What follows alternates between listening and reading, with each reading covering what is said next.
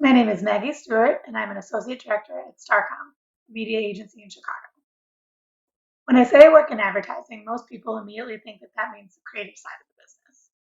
The best way to describe what I do at Starcom is that I don't design or create the ads, but I decide where they go.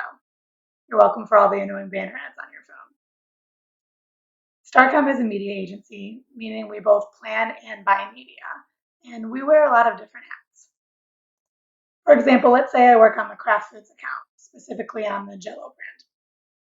The Jello client says they have $10 million to spend on advertising for their Jello holiday campaign. They want to reach moms looking for holiday recipes to show how we can incorporate Jello as an ingredient. Thinking, if you show the moms the recipe, they will need to buy the ingredients and Jello sales will increase. So we take that information and the client goes to our strategy team, which is more of a big picture team. They're planning across media channels and they determine in order to meet Jello's business goals for this campaign, that the optimal spend is $5 million in TV, $2 million in print magazines, and $3 million in digital. So digital display, banner ads, videos, social media. From there, the strategy team briefs the investment teams with their respective budgets. So they'll go to the TV team with their budget, the digital team with their budget, and the print team with their budget. Let's say I work on digital and I know we want to be in recipe content and we also want to reach moms. So I'll reach out to websites like Real Simple, Martha Stewart, Bon Appetit, anywhere I think moms might be looking for recipes. But moms are people too, so I also might reach out to people.com or Us Weekly for moms that are looking for an escape from their day to day. From there, I'll start the negotiations with each partner. So, maybe I'll only work with a people.com or an Us Weekly, but it doesn't make sense to run with both. So I'll see who will give me the better rate, what get more bang for my buck, and work together to make the best media plan for my client. So what combination of sites or partners make the most sense for what we're trying to achieve? That is that in a nutshell. We wear, again, many hats. We also do research. We do new business pitches. Definitely an exciting thing to work on. I didn't always know I wanted to do media buying. I went to DePaul University, which is a small liberal arts college in Greencastle, Indiana. And unlike a lot of my fellow coworkers, I was not in the school of advertising at a large school. DePaul didn't even have an advertising major. It was a communications major, which meant I took a lot of different classes: reading, writing, public speaking, even TV production and acting. DePaul has a winter term, so for the month of January, instead of going on an extended long winter break, you take a class on campus, or you might do an internship or maybe an independent study. And so for my senior year, I applied for the Starcom winter internship. I found out about it from some girls who were a grade above me, and when they were seniors, they had done the winter internship, and then they actually had worked there as their first job right out of college after graduation. So I decided to follow in their footsteps and apply to that internship. And it was short. Again, it was only a month, so I didn't really get the most out of my experience, but it was enough to know that I wanted to apply to Starcom post graduation. After graduation, I was lucky enough that they called and asked if I could start in June. And actually, this June will mark 8 years at Starcom. So, the blink of an eye, I've been there several years. Believe it or not, I was not always planning on staying at one job for 8 years. I thought as a media agency that Starcom would be a good way in the door. Every day we're interacting with creative agencies, clients, sales reps. So after a few years, I thought I might move into something else, but it was a good way to get a good base learning of the industry. I do still believe that working at a media agency is an excellent way to break into the industry if you're looking to get into media.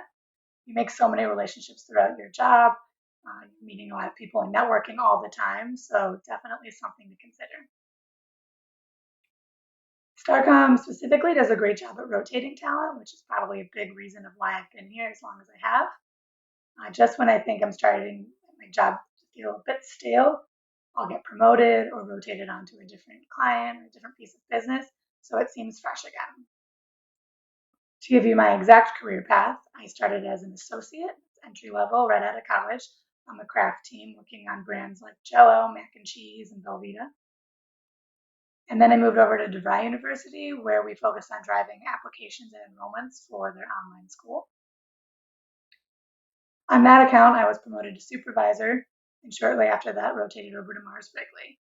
So not the candy you're probably thinking of. While Mars Wrigley does own chocolate and candy brands like M&M and Skittles, it also owns pet food. So I worked on brands like Iams Dog Food, Pedigree Dog Food, Temptations Cat Treats, and I worked on that piece of business for a little over 2 years. On that account, I was promoted to associate director, and I even got the opportunity to go to Germany for a month and work on that business over there. I then rotated, still as an associate director, over to the Best Buy account, where I've been for almost 2 years.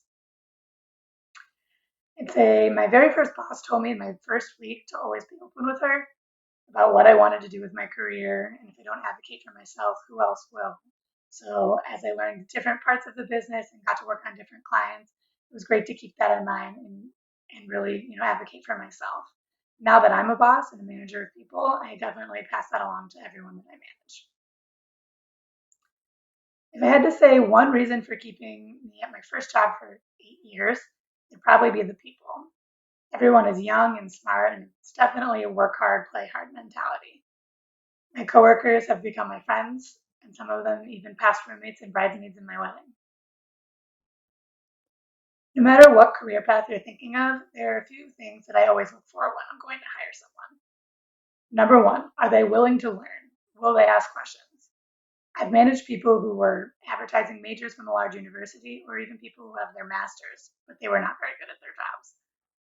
I've also managed people who are computer science or studio art majors, something completely different than what we do every day, but those are some of the best employees I ever had. The difference is if they are able, and more importantly, willing to be trained on something new. I'd rather have someone ask me the same question 3 times than pretend they don't know the answer. Number two, I'd say knowing when to adapt communication skills. This one is a bit tougher, especially for entry level positions, as it's something that you learn and grow over time, but it'll go a long way once you've learned it. So knowing how much information and what pieces of information to share with the client is going to be very different than what you're sharing with your peers. Someone might be more responsive to picking up the phone and talking it out, or someone might need all of the details recapped in an email.